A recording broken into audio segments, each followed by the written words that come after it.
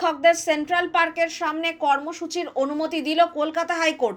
চাকরিহারা শিক্ষকদের দুজন শুনানিতে উপস্থিত হন। তাদের উদ্দেশ্যে বিচারপতি ঘোষের মন্তব্য, আপনাদের কর্মসূচির ফলে সাধারণ মানুষের অসুবিধা হচ্ছে। আপনাদের জায়গা কে দিয়েছেন? নিজেরাই ওখানে গিয়ে করছেন। সেন্ট্রাল পার্কে করুন, আপনাদের কর্মসূচি নিয়ে আমাদের কোনো বক্তব্য নেই। সাধারণ মানুষের জন্য আমাদের চিন্তা। 15-16 দিন করছেন তো করে যান, রাস্তার উল্টো দিকে সেন্ট্রাল পার্কের দিকে গিয়ে করুন।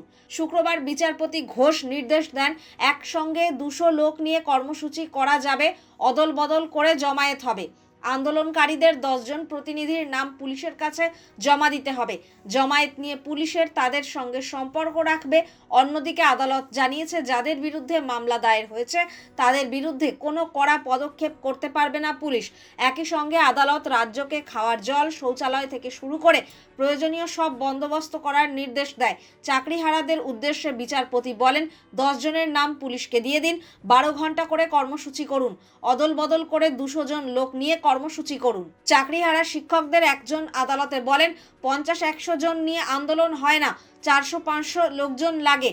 রাজ্যের আইনজীবী কল্যাণ বন্দ্যোপাধ্যায় জানান, এত লোক নিয়ে কর্মসূচি হলে অসুবিধা হবে। তার সঙ্গে বাকবিতণ্ডায় জড়িয়ে পড়েন আন্দোলনকারীরা।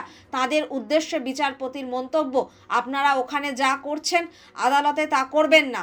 রাজ্যকেও মানবিকভাবে বিষয়টি দেখতে হবে, কারো বিরুদ্ধে কোনো কড়া পদক্ষেপ করা যাবে না।